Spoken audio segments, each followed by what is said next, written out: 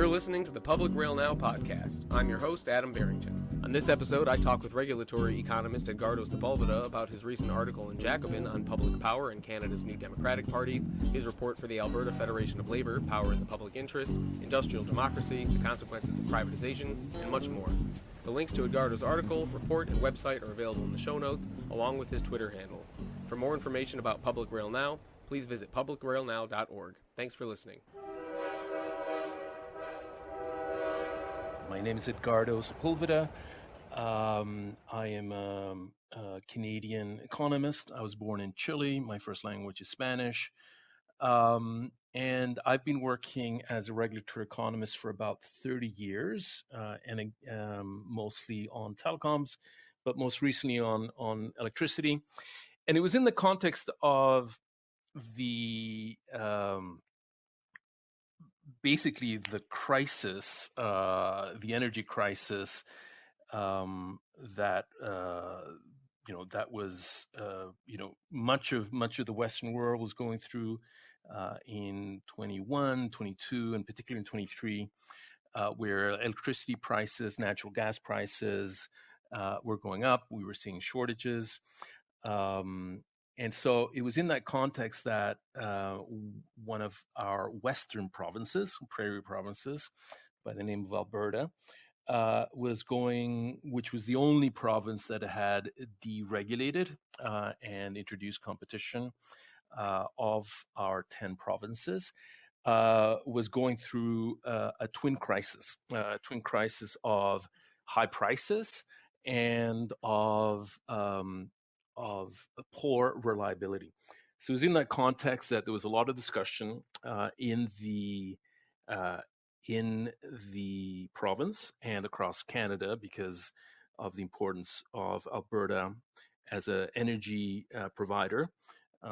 Most of Canada's natural gas and petroleum products come from Alberta. And so it was weird to have this sort of oil and gas superpower having problems with their electricity, and so there was a lot of debate, but it was extremely narrow. It was an extremely narrow debate, basically of different flavors of neoliberalism. And I got involved in it, and I contacted the president of the Alberta Federation of Labour, which is just what it sounds like. It's the confederation of labor unions in the province. And I said, look, if you're ever looking for a social democratic perspective on these issues to try to kind of break through the neoliberal discussion points, contact me because I'd be interested in working with you.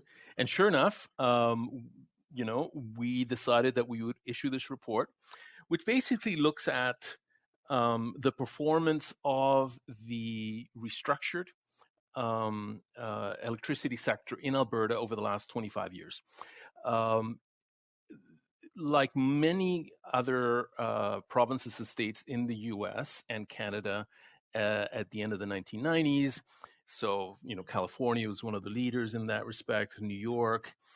There was a series of provinces and states that sort of took the Enron approach of separating the infrastructure along the lines of transmission and generation. And so that's one of the things that Alberta did. And it's been a disaster. We've had higher prices, and lower reliability. So the promise of disintegration, which meant that you broke up the vertically integrated utilities, just hasn't come through. And it's been a bad deal for residential consumers, and it's been a bad deal for industrial users. I calculated that the higher prices that resulted from that decision to liberalize the sector in 2000, 2001 has been about $24 billion cumulative in those last 24 years. So about $1 billion a year that they're paying more than if they were subject to the same prices that occurred in the rest of Canada. So It's a bad deal. And so it was great to work with the Alberta Federation of Labor to be able to apply, sort of social democratic public interest analysis on such an important and strategic sector of the economy. A big part of your report is, speaking of deregulation, which we always hear is supposed to increase competition and lower prices and all that, the neoliberal arguments. And oftentimes it does the opposite, and consumers don't benefit from any kinds of gains in efficiency from deregulation. Can you elaborate on that a little bit? How does deregulation end up raising prices, hurting workers and consumers, and neglecting the needs of the public? Right. Well, first thing, one of the first things that happens is that the ideal of a perfectly competitive market where profits are competed away in the electricity sector simply is a myth. And so what we see is two things happening that raise prices for consumers. The first thing is that the economies of scope between having an integrated generation, right? So the actual power plants.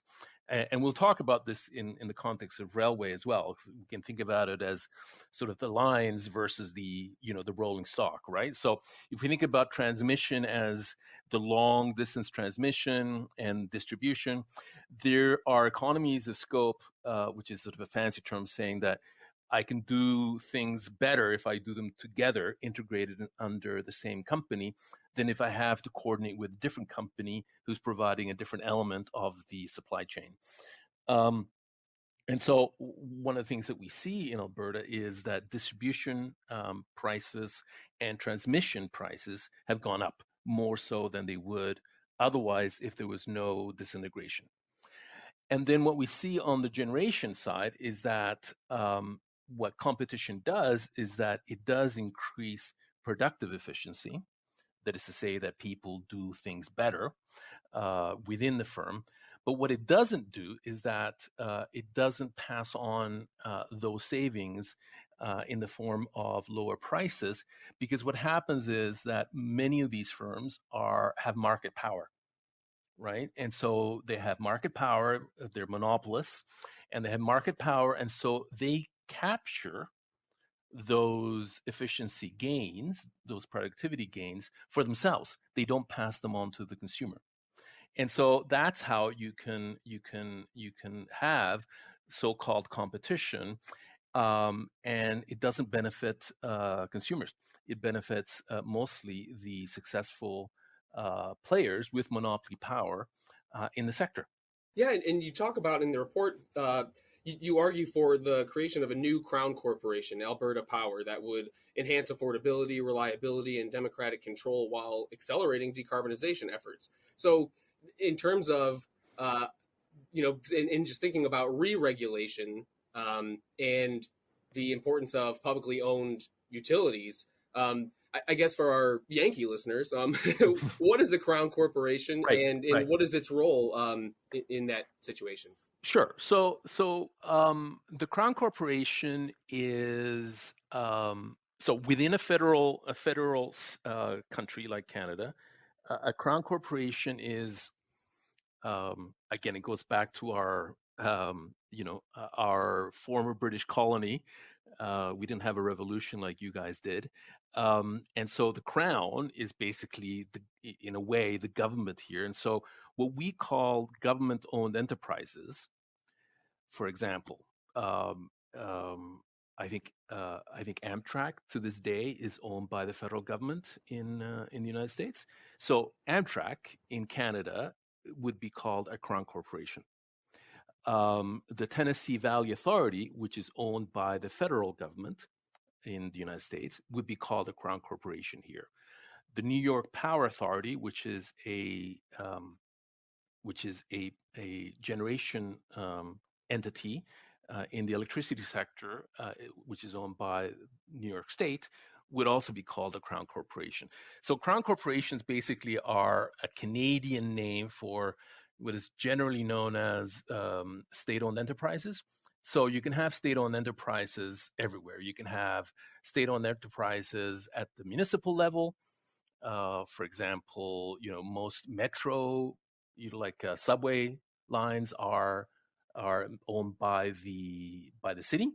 So that could be a crown corporation. You could have it at the state level, provincial level, or you can have it at the federal level. And so those are all crown corporations, and that's just what we call them in Canada. So look, I mean, the first thing, and this gets a little bit, Adam, into into the Jacobin article, is that unlike the United States, which has mostly a majority privately owned electricity sector, and whether you look at it from the distribution, the transmission, or generation, Canada to this day, as a result of very significant political victories by progressives, to this day has a majority publicly owned electricity sector. So whether it's Hydro-Quebec in the province of Quebec, Ontario Power Generation in Ontario, et cetera, et cetera, et cetera. So it we're at about 65-70% publicly owned when you look at it from a national perspective. Again, most of these are state-owned, provincially owned. And so the argument was that in Alberta was a bit of the outlier. Alberta's always taken generally private ownership. There is some public ownership, but since liberalization, it's increasingly become more private, and there's been further privatization, especially on the generation side. The distribution continues to be owned mostly by municipal utilities, so those are still public. And so the idea being is that the success of publicly owned utilities in Canada is undeniable. We have very low prices. We're very low in terms of emissions intensity. We've already essentially decarbonized. We're one of the cleanest large grids in the world. I mean, along the lines of France or Norway or Switzerland, and that's mostly as a result of publicly built large hydro and nuclear, and then a bit more in terms of wind and solar, and then we have a little bit of coal and a little bit of and more gas. So all to say that the public entities in Canada are already successful, profitable, and clean on average. And so the idea being is to repeat that model in Alberta for the benefit of both consumers, taxpayers, and also industry that relies on cheap, always on reliable electricity. Speaking of crown corporations, again, one that I've heard quite a lot about in my conversations with members of Unifor is Via Rail. Right. It's kind of an unfortunate situation because I've been hearing about these efforts to privatize Via Rail, and I know in 1995, Canada, the freight rail system there had been privatized. And if you could kind of, what have you observed as maybe the consequences of the privatization of the rail system, and are these attempts from the right to privatize crown corporations? I know Via Rail is one of them, but is there a larger effort politically to overturn them and put them into private hands? Yeah. Unfortunately, Canada's always had, on the rail side, has always had, a good mix of private and public. So, in 1919, Canada,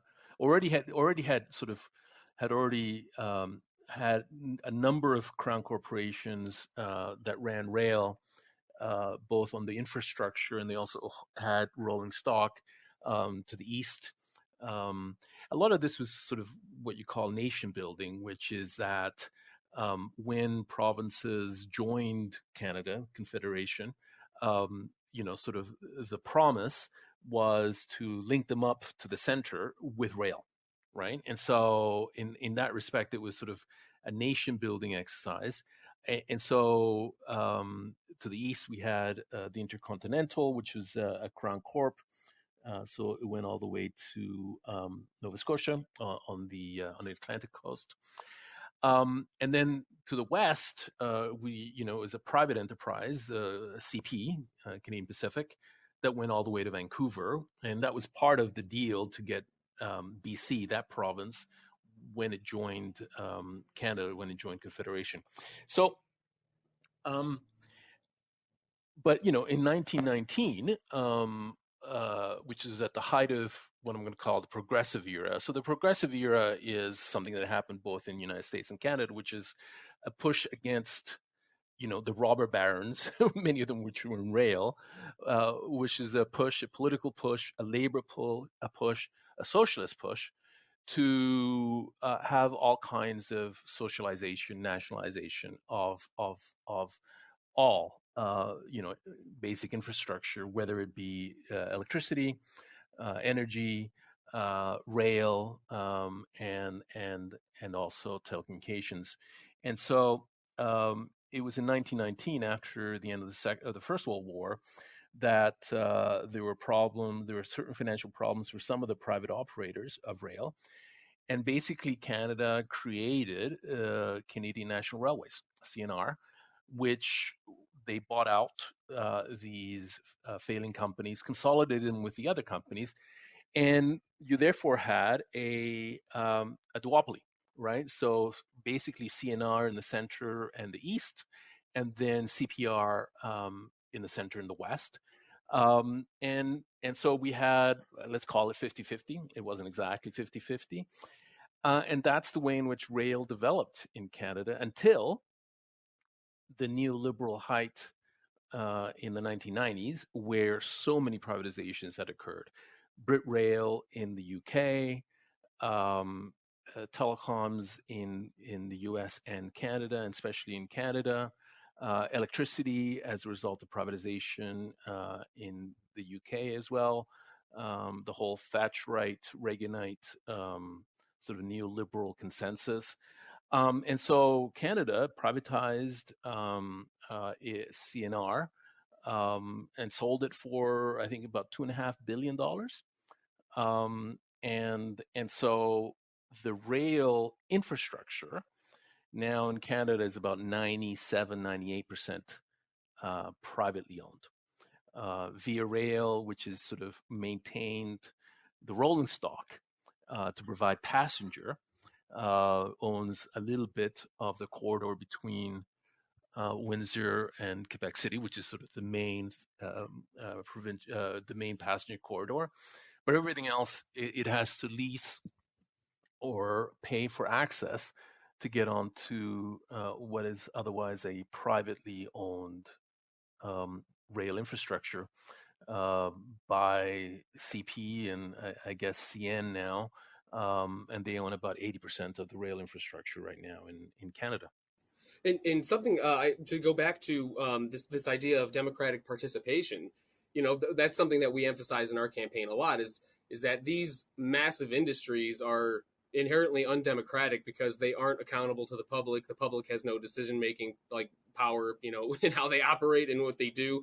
And so that's like an essential point I think that needs to be made, is that these public utilities and these crown corporations, and in the case of the United States, institutions like the USPS or Amtrak, it's a quasi-public institution. So I think what really there's a part of your report that stuck out to me where you talk about how when Ontario phased out coal, it's called the single largest act of decarbonization in North American history, how the public was able to essentially say, this is what we want to happen. and this is how you're going to do it. And the situation in Alberta was pretty different. And I'm wondering if you could kind of speak to the how democratization of these industries and utilities, what's the benefit of that, and then maybe some of the differences that that Alberta faced versus Ontario. Right. Well, I mean, a classic instance is the American Inflation Reduction Act, right? So um, um, you can have decarbonization, you can build out the grid in one of two ways, basically, or three ways. One is the government, um, who is who is theoretically subject to the popular will, can do nothing and allow private enterprise to make a decision on an important strategic industry, whether it be telecoms or rail or electricity, for example, right? Let's call that the neoliberal approach. Um, you have a middle approach, which is the government kind of decides that, well, you know what, we should have some kind of role in this, but we're kind of scared about public ownership because we're scared of capital. And so what we're going to do is we're going to provide incentives, tax incentives, for example. We're going to de-risk private investment, and that's essentially the role that the IRA has done in the United States. A third way is if we think that it is publicly important and we actually want to achieve it, you have to have a mechanism via which you're going to actually do the investment, and that's through a Tennessee Valley Authority, a New York Power Authority, or in Canada, a Crown Corporation, where instead of hoping that you're going to incent the private sector to do something, if you think it is socially useful and in the public interest, you go ahead and do it yourself. And which is the way in which um, progressives thought about these issues 100 years ago. They did not trust that leaving it to the profit-making prerogative of the private sector, that they would invest sufficiently in areas of strategic and national importance enough and quickly enough to be able to leave that.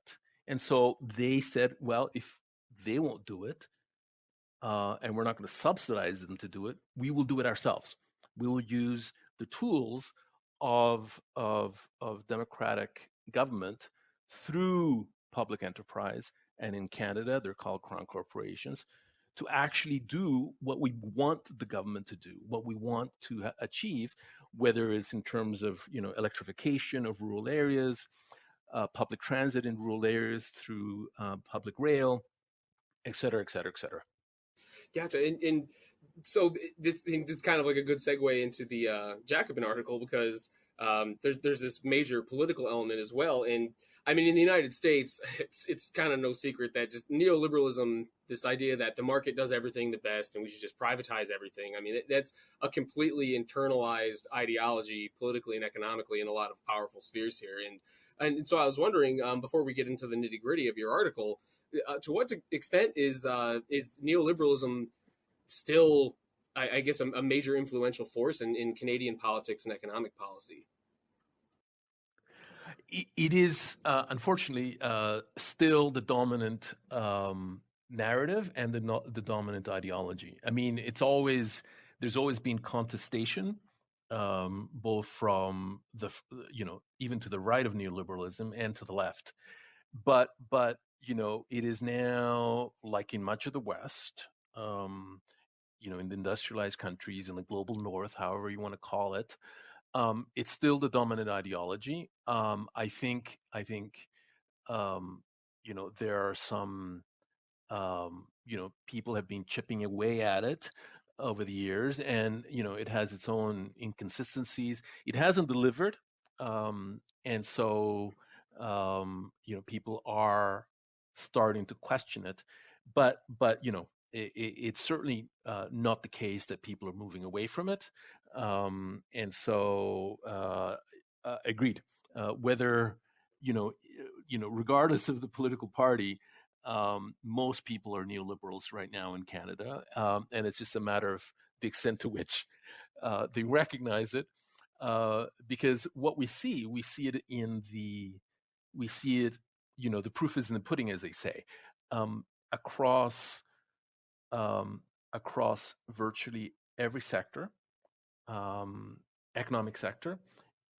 We see increasingly um, further commodification, privatization, and lower union rates. So, by any objective indicator, we are moving further into a neoliberal age, and we haven't reached an inflection point. We're not there yet. The tide has not turned.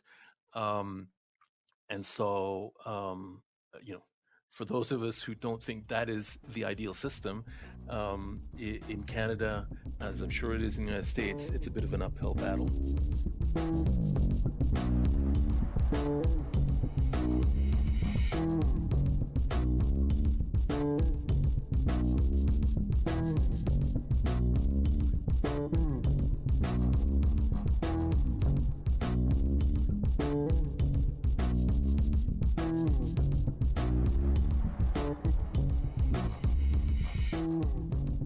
So yeah, to really get into the Jacobin article, where you talk about the New Democratic Party, the NDP, and what I would call their kind of liberal backslide away from ambitious public projects and publicly owned and publicly accountable institutions, and they've moved towards this sort of small scale, community oriented, like co-ops, and they also, you point out, have this sort of fixation with solar and wind, which are not heavily unionized sectors as far as energy is concerned, and so all that to say is, the difference, I guess, in Canada is that there is this organized party that is ostensibly something like social democratic, but it has moved to the right. So if you could kind of give some background, what is the NDP? How, like, what kind of inspired its formation, and then in your view, what has caused this sort of shift to the right? Sure, sure. So uh, the the New Democratic Party. I mean, look, a little bit of the history. There's been, and I kind of highlight some of this in the Jacobin article, which is sort of it was republished from an earlier blog post that I put in for a Broadbent Institute, which is named after actually a former leader of the NDP. He's now deceased, but his name was Ed Broadbent. So he was a leader for the federal NDP. We have, just like the US has, both federal and provincial wings of most parties. And so, again, this is a piece that is sort of has both for internal and external consumption, right? We within the NDP, there, as any other party, there are different tendencies, factions, and so I am trying to persuade, my fellow social democrats that we need to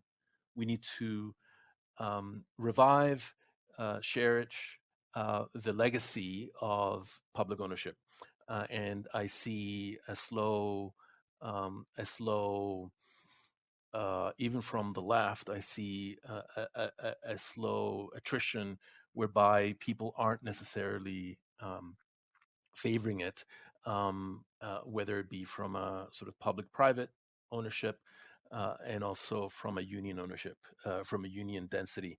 So it's my sort of internal attempt to try to persuade, my fellow social democrats to see the victories of the past, and that this is the way forward, rather than some of the alternatives that I discuss. So that's sort of my motivation for writing the piece. It's been well received among certain certain tendencies within the party. But it also applies, and I think this is what I want to discuss about. I don't want to get too much into the nitty gritty of Canadian politics, especially internal, party politics. But I also believe that, and I think this is one of the reasons it was picked up by Jacobin, is that it also captures some of the tendencies on the left in the United States and across, the global north. For example, within the Democratic Party. So I think that's one of the reasons it's being picked up. But anyway, in terms of just sort of history, the NDP is a merger of a party that was called the Commonwealth Cooperative Federation, which is formed in 1932 by, among other people, labor leaders, socialists, and farmers who didn't believe that they were getting a good deal. They were getting a raw deal, and so they formed this party. The first leader was a guy called J.S. Woodsworth, who was a Methodist preacher, who was one of the people who, in 1919, advocated for the nationalization of of the nationalization of the rail system in Canada, which if effectively was done in 1919, at least the CNR part of it. He was leader. Then CCF then started to be was actual government in Saskatchewan in 1944. And I note this because one of the things that they campaigned on was public ownership of the electricity system and of the telecommunication system. So they campaigned on it. And one of the things I highlight in my Jacobin article is that, the difference between advocacy between elections to try to persuade lawmakers, legislators to take on certain things, which is different than the idea that within a party, you actually take your platform and enact that platform as part of your election campaign. And so when you win the mandate, you can then implement the nationalization. So, for example, I talk about Adam Beck, who was a conservative and who in 1905 persuaded his party in Ontario to campaign. And that election in 1905 was the election in which the big issue was whether or not Ontario should create a publicly owned electricity company. And in fact, they won it, and then the next year they implemented it. The same was the case in 1944 under Tommy Douglas, the CCF. And the same case was in 1962 in Quebec, where the number one question, electoral question in 1962, was whether or not Quebec should nationalize the entire electricity sector, and they did so. And so you had one political party saying we should nationalize, and the other one was against it. And so it wasn't done advocacy in between. It was actually part of the electoral campaign. And so those electoral victories where the number one ballot question was nationalization were very large progressive victories for public ownership. And it's those electoral victories through progressive champions that led to an 85% publicly owned electricity sector in Canada. Now, those progressive victories have been forgotten. They're underappreciated, and we've been on the defensive for the last 25 years. And so that legacy is being chipped away by privatization in Nova Scotia, where the entire system was privatized, partial privatization here in Ontario, deregulation and further privatization in Alberta. So those and let alone, we talked about, Adam, the privatization of the rail system, what remains of the publicly owned rail system, in 1995, and then the potential privatization of Via Rail now. So there's been the right and neoliberals are in ascendancy and have been chipping away at public ownership for the last 25 to 30 years. And I am trying to persuade my fellow social democrats that we should refocus on this. And I say that there are two challenges associated with this. First of all, is that amongst much of the left in the global north, as a result of sort of the small is beautiful and distrust of big things, there's been a real move away from centralized large corporations of any type, including crown corporations. So it's not a secret that many people on the left, environmentalists, dislike the Tennessee Valley Authority, which is the number one, publicly owned enterprise in the U.S. And so it's the same case here, where many people who consider themselves progressives are not supporters of public enterprise because they're too big, they're unresponsive to users. But ideologically, what is happening is that is a move towards this kind of small is beautiful, a distrust of things that are large, things that are not local, that are not locally sourced, the cliche. And so the will to defend public enterprise and to build on that legacy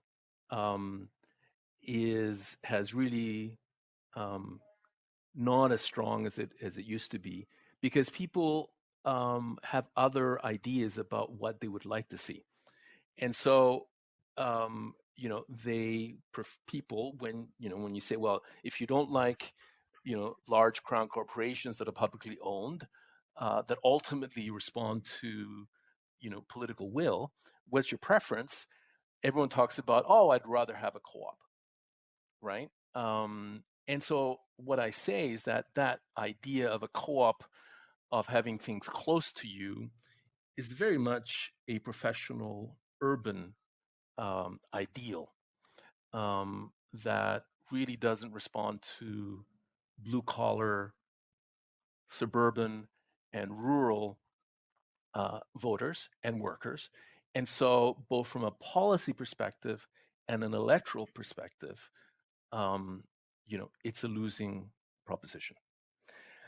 I do part of this also because the NDP in the most recent federal election here in Canada had its worst performance since its foundation in 1961.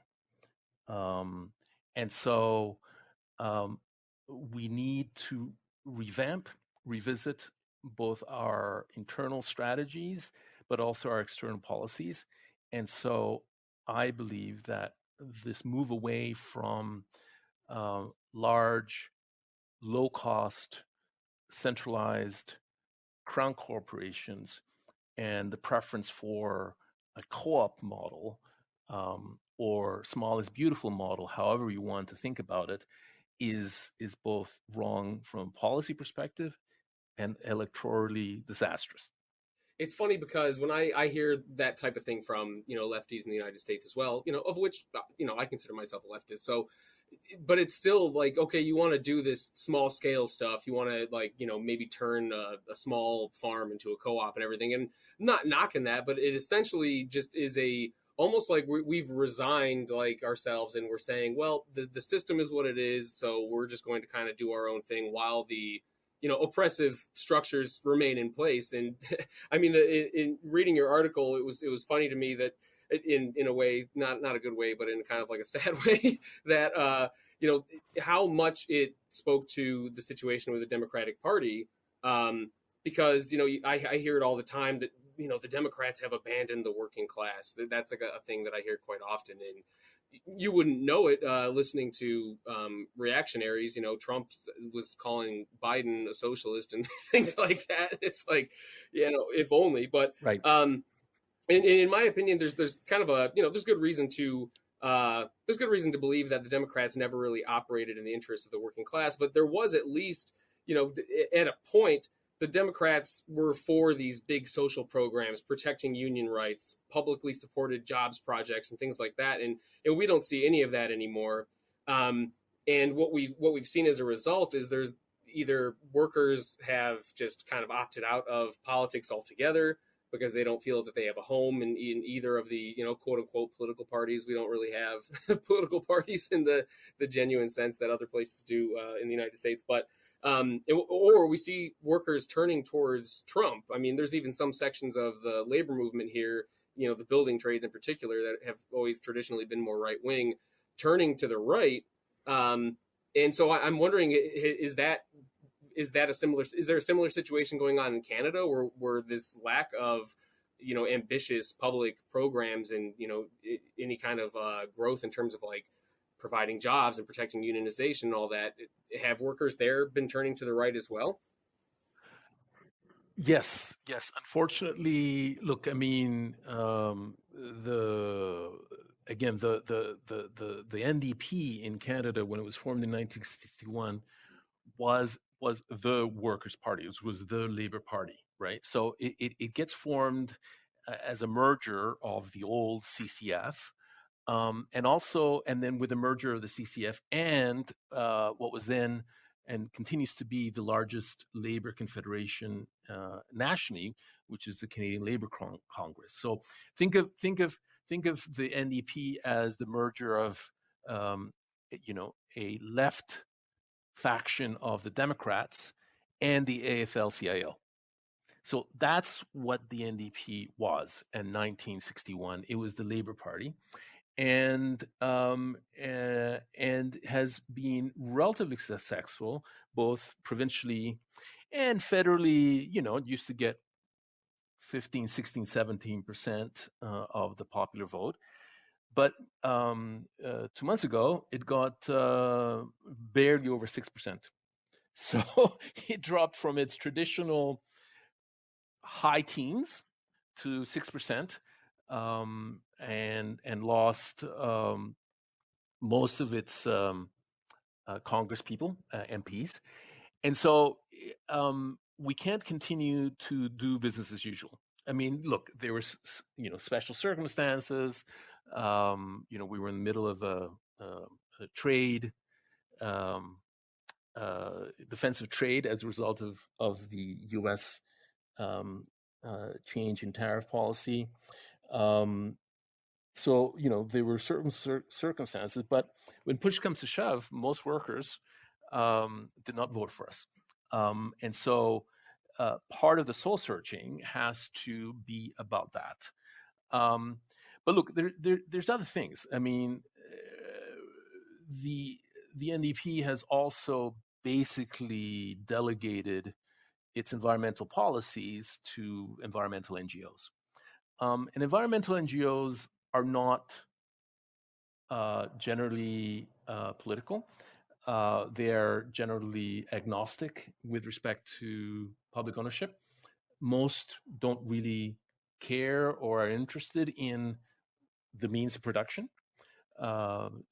Fundamental sort of social democratic analysis of who actually owns what.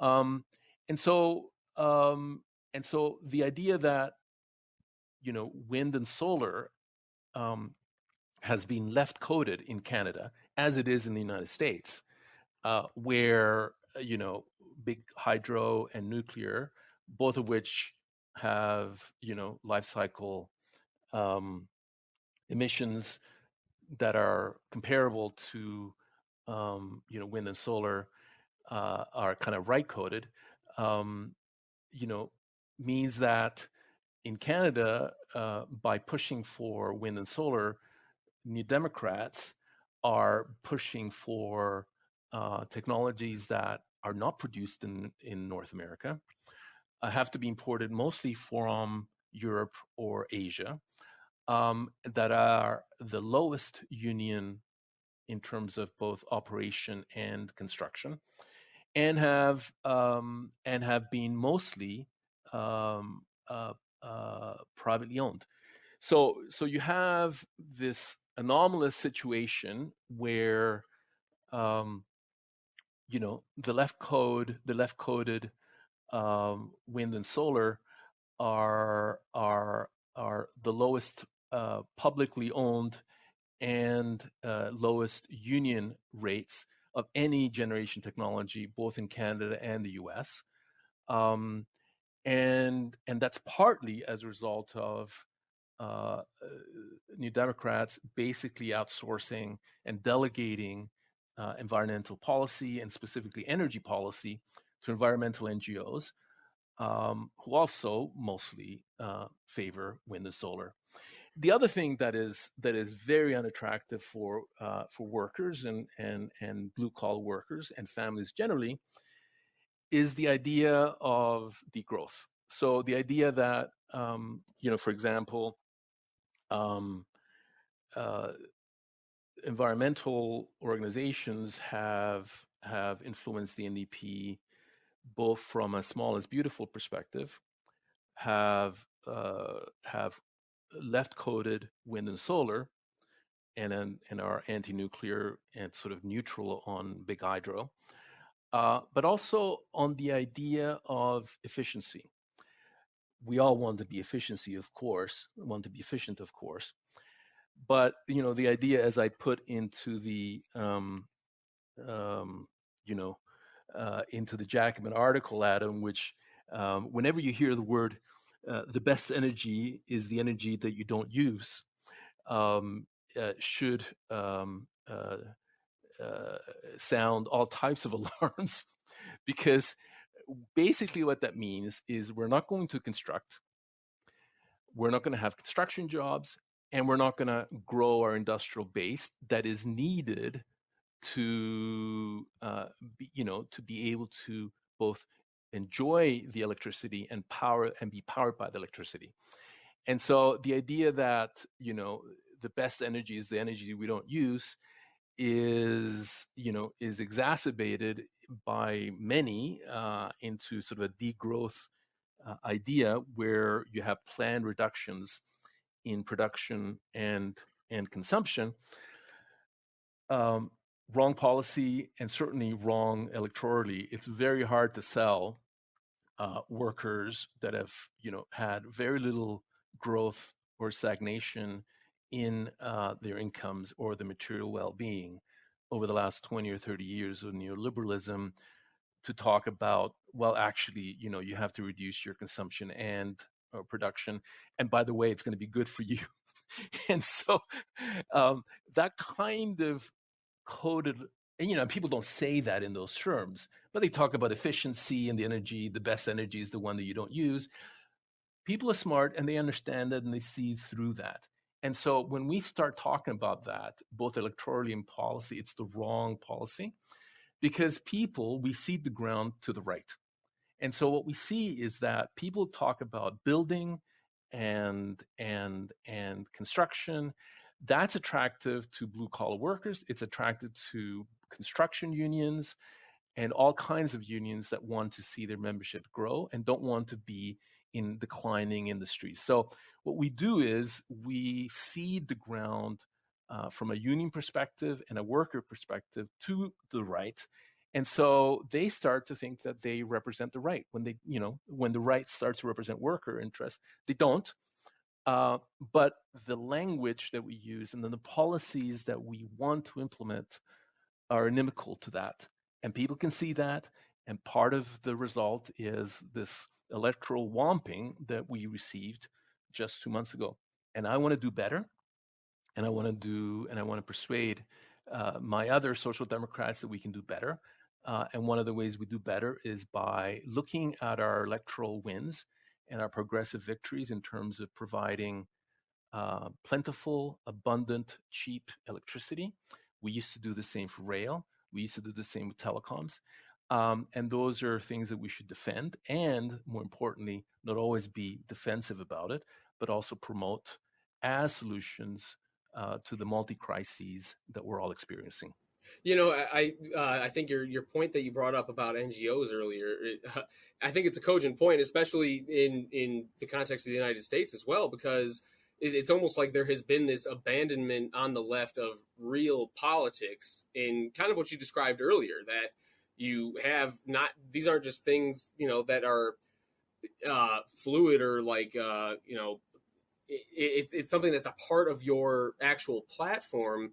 And in place of that, now, instead of actual like political ideas being presented to the public by parties that are trying to take power and implement those policies, we have these sort of NGOs filling up this void where if there's any kind of environmental policy or anything down the line XYZ, there's always some kind of NGO there to fill that gap where they can present whatever kinds of reports or recommendations or anything to politicians, but there's not really any actual politics where you have something like a political party that is seeking power to implement certain programs and policies. And I think that speaks to a larger, speaking of neoliberalism and privatization, it's a part of the larger privatization of responsibility. Like everything is pushed to the individual. How much do you recycle, or what have you done locally, and all this kinds of things. So, like, I'm just thinking, again, it sounds like there's sort of a similar crisis in terms of progressive politics in Canada. And what I guess like concrete, tangible things can folks that are concerned about this trend do to win back the trust of workers and start actually organizing the folks that we need to get organized in order to build worker power and use that power to put forth the changes that need to happen. Yeah, look, I mean, there's no secret here. I mean, we're not reinventing the wheel. What we need to do is first of all, I mean, look, you're doing good work. I'm trying to advocate and be involved in a series of of public interest groups, NGOs, et cetera, et cetera. So we're all trying to do, what we can in between the electoral cycle. But one of the things that I wanted to highlight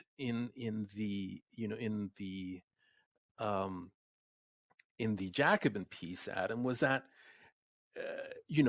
these victories, whether it is the nationalization of the rail in 1919 here in Canada, the creation of Ontario Hydro in Ontario, the creation of SAS Power and Saskatchewan Telephone Company, and the creation of Hydro-Quebec in Quebec. These were not NGO victories. I mean, NGOs have always existed in one way or another. These are electoral victories. As was the New Deal in the United States, with FDR and the creation of the Tennessee Valley Authority as a part of the New Deal. These were electoral victories where both within the party and within the larger framework of the third sector, of people who are interested in politics, people get involved in electoral politics and try to influence party policies. And so you have the political mandate, the democratic political mandate, to actually do the nationalization. I mean, it's the way in which the electrical system, electricity system was nationalized in 1946 in the UK. The Labour Party was in favor of nationalization. The Conservatives were not. People had an election. Labor won, and within 6 months, they nationalized the entire electricity system in 1946. Unfortunately, Maggie Thatcher in the 1980s privatized it again, but she also had a mandate, right? And there were people who were asking her to do this. And so the electoral system is messy, but it's no messier than, the NGO world where there are competing interests. But, our political victories come from electoral politics. And so that's one of the other things. I'm trying to give credence that our victories have been primarily through electoral politics, and that not to stop doing, third-party things, NGOs, public interest groups. I'm involved in those as well, but I'm also involved politically, trying to persuade other members to adopt policies within a mandate of political reform. So it's probably not in fashion to talk about being politically active, but it is important to make sure that through the electoral system, you try to move forward with your policy preferences. Because otherwise, you're going to have parties that, look, you may still have parties that don't speak to you because their electoral systems the electoral promises have been watered down to such extent, and that the political tent is so large that you don't see anything except pretty milquetoast things. That is a granted, but that's the give and take of electoral politics. And so the idea is to continue to engage both electorally and also within the NGO world. Well, Edgardo, thank you so much for being on the program again, and thank you so much for your time. And it was a pleasure having you on the show, and I'd love to get you back sometime in the future. But before we close out, where can people go to reach you on social media and learn more about your work and find more of your research and writing? Sure. Great. Thank you. I really enjoyed this, Adam. So again, thank you for the invite. I'm still on Twitter, which I'm going to call it Twitter. I'm not going to call it X. There you go. I just called it X. So it's, maybe you can include my Twitter handle on show notes. And certainly, look, I mean, we'll perhaps, you can also include in the show notes, Adam, both the Jacobin piece and also, this report I did for the Alberta Federation of Labor, which is a really deep dive into the history and how things, pardon the pun, got off the rails starting in 2000.